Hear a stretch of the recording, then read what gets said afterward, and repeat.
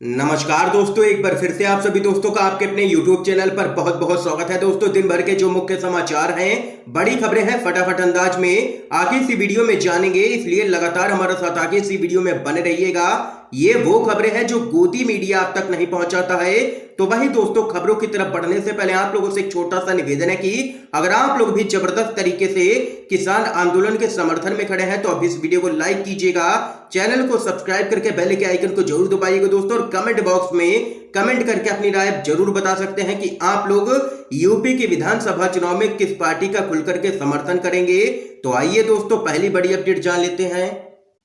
CJI N V Ramana ने 9 नए जजों को एक साथ दिलाई है शपथ। देश के इतिहास में ऐसा पहली बार है। आप लोगों को बताते चले, सुप्रीम कोर्ट में हाल ही में नियुक्त 9 नए न्यायाधीशों को सीजेआई एनवी रमन्ना ने शपथ दिलवाई है।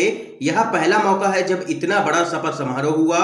9 नए न्यायाधीशों में 3 महिला न्यायाधीश भी शामिल हैं। शपथ ग्रहण समारोह उच्चतम न्यायालय के अतिरिक्त भवन परिसर के सभागार में आयोजित किया गया। और वहीं आप लोगों को बताते चले, रिपोर्ट के अनुसार पता चला है कि जितने भी 9 जज यहां पर सुप्रीम कोर्ट में नियुक्त किए गए हैं, इनमें से ज्यादातर वो जज हैं जो निष्पक्ष फैसला देने के लिए ही जाने जाते हैं।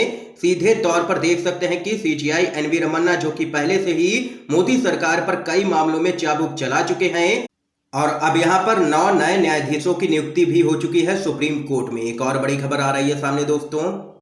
सुना है अन्ना हजारे जाग गए हैं, मंदिर का ताला खुलवाने के लिए गरीबों के पेट पर ताला लगा है, उस पर चुप है। पप्पू यादव का जोरदार हमला। देश भर में फैली कोरोना महामारी की वजह से केंद्र और राज्य सरकारों ने धार्मिक स्थलों को खोलने पर पाबंदी लगाई हुई थी, लेकिन अब कई राज्यों में सरकारों ने धार्मिक स्थलों को खोल दिया है।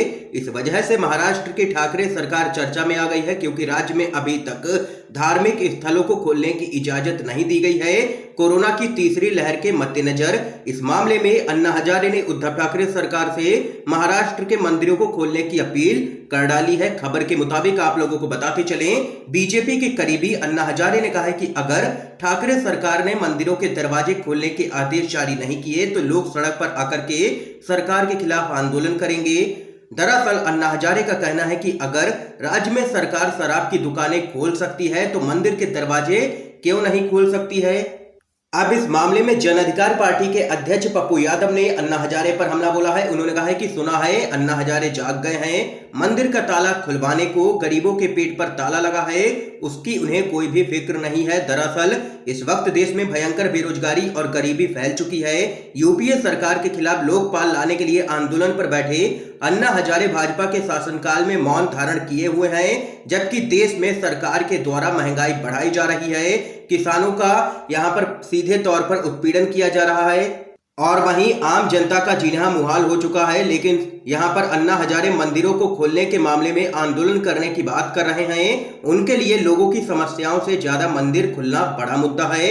ये यहां पर दोस्तों देख सकते हैं कि अन्ना हजारे बेनकाब हो चुके हैं और लोग उनको यहां पर बीजेपी का एजेंट करार दे रहे हैं। इस खबर पे आप लोगों की क्या कुछ राय है, जरूर बता सकते हैं कमेंट बॉक्स में। एक और अपडेट जान लेते हैं।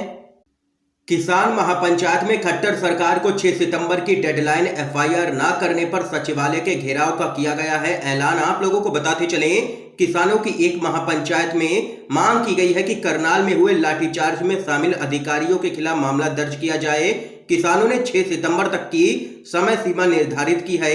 किसानों ने कहा है कि मांगे पूरी नहीं की गई तो वे 7 सितंबर को सचिवालय की घेराबंदी करेंगे। इसके लिए पूरी तरह से सरकार ही जिम्मेदार होगी। उनका कहना है कि किसान किसी भी सूरत में पीछे नहीं हटेंगे। भारतीय किसान यूनियन के नेता गुरनाम सिंह चढ़ूरी ने करनाल में प्रदर्शनकारी किसानों को संबोधित करते हुए कहा कि उनकी मांगे पूरी नहीं की गई तो 7 सितंबर को सचिवालय कार्यालय की घेराबंदी की जाएगी। उनका कहना है कि सरकार ने शांतिपूर्ण तरीके से प्रदर्शन कर रहे किसानों पर बल प्रयोग किया है। लोकतंत्र में हर किसी को शांति से अपनी आवाज उठाने का हक है, लेकिन सरकार किसानों पर अत्याचार कर रही है और किसानों की आवाज दबाने की लगातार कोशिश की जा रही है बीजेपी सरकार की तरफ से। ये यहाँ पर देख सकते हैं कि किसान महापंचायत में बड़ा फैसला लिया गया है और 6 सितंबर की डेडलाइन दे दी गई है खट्टर सरकार को। एक और बड़ी खबर आ रही है सामने दोस्तों। किसानों को खालिस्तानी बताने वाला मीडिया सरकार को तालिबानी क्यों नहीं बताता है, राकेश टिकैत का जोरदार हमला। भाजपा शासित हरियाणा में शनिवार को किसान प्रदर्शनकारियों पर हुई बर्बर कार्रवाई के लिए भाजपा सरकार की चौतरफा निंदा की जा रही है।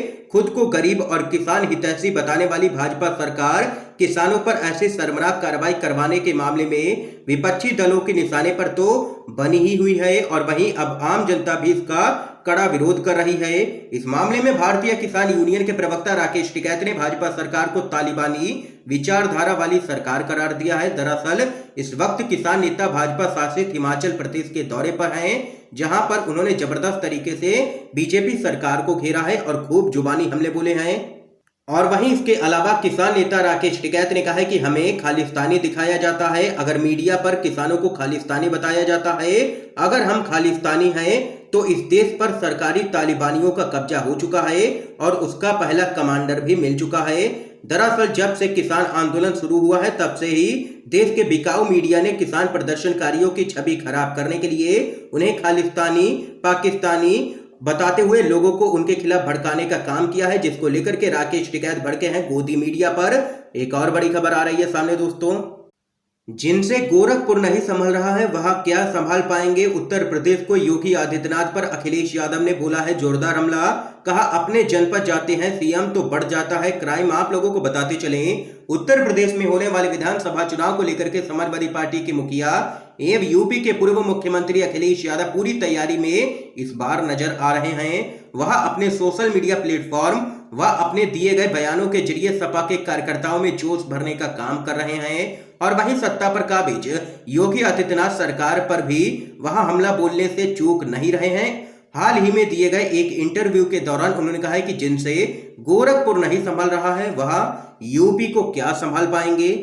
ये यहाँ पर जबरदस्त तरीके से अखिलेश यादव ने दोस्तों योगी आदित्यनाथ को घेरा है। एक और बड़ी खबर जान लेते हैं, यात्रा के जरिए अयोध्या से चुनावी शंखनाद करेंगे राजा भैया। कहा जनसत्ता दल का नहीं होगा किसी भी पार्टी में विलय।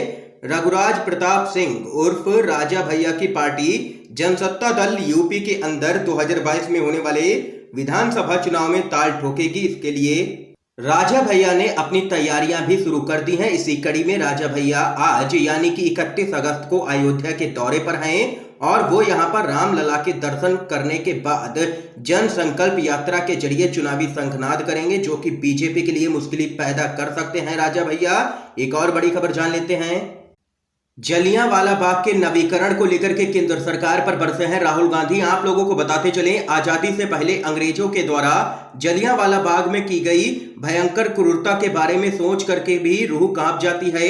अब इसी जलियांवाला बाग के नवीकरण को लेकर के सोशल मीडिया पर लोगों का गुस्सा फूट पड़ा है। पूर्व कांग्रेस के अध्यक्ष राहुल गांधी ने भी केंद्र सरकार के इस कदम की आलोचना की है। उन्होंने ट्वीट कर मोदी सरकार पर हमला बोला है। राहुल गांधी ने लिखा है कि जलियांवाला बाग के शहीदों का ऐसा अपमान वही कर सकता है जो शहादत का मतलब नहीं जानता है। और वहीं जलियांवाला बाग में हुए बदलाव पर इतिहासकारों ने भी मोदी सरकार की आलोचना की है और कहा है कि इतिहास से छेड़छाड़ की गई है, जो कि बिल्कुल भी ठीक बात नहीं है। ये यहाँ पर देख सकते हैं कि मोदी सरकार के फैसले की जबरदस्त तरीके से आलोचना हो रही है चौतरफा। एक और बड़ी अपडेट आ रही है सामने दोस्तों, बीजेपी विधायक के दावे से यूपी के अंदर मचा है हड़कंप। योगी सरकार आई है बैकफुट पर। क्या कुछ है पूरा मामला बताते चलें। बीजेपी विधायक का फिरोजाबाद में एक हफ्ते में 40 बच्चों की मौत का दावा। योगी सरकार ने आनन फानन में किया इनकार। आप लोगों को बताते चलें, इन दिनों यूपी के फिरोजाबाद में डेंगू और वायरल बुखार ने कहर ढा रखा। इस बीच फिरोजाबाद के बीजेपी विधायक मनीष असीजा ने दावा किया है कि पिछले एक हफ्ते के दौरान जिले में डेंगू की वजह से 40 से ज्यादा बच्चों की मौत हुई है। बीजेपी विधायक के इस दावे पर घिरी यूपी की योगी सरकार के स्वास्थ्य मंत्री ने आनन फानन में इसे खारिज करते हुए कहा है कि यह गलत जानकारी है और ऐसी कोई भी रिपोर्ट सामने निकल के नहीं आई है। लेकिन जो रिपोर्ट के अनुसार आंकड़े हैं वो कुछ यहाँ पर बीजेपी विधायक के पक्ष में ही गवाही दे रहे हैं और योगी सरकार यहाँ पर झूठ बोले जा रही है।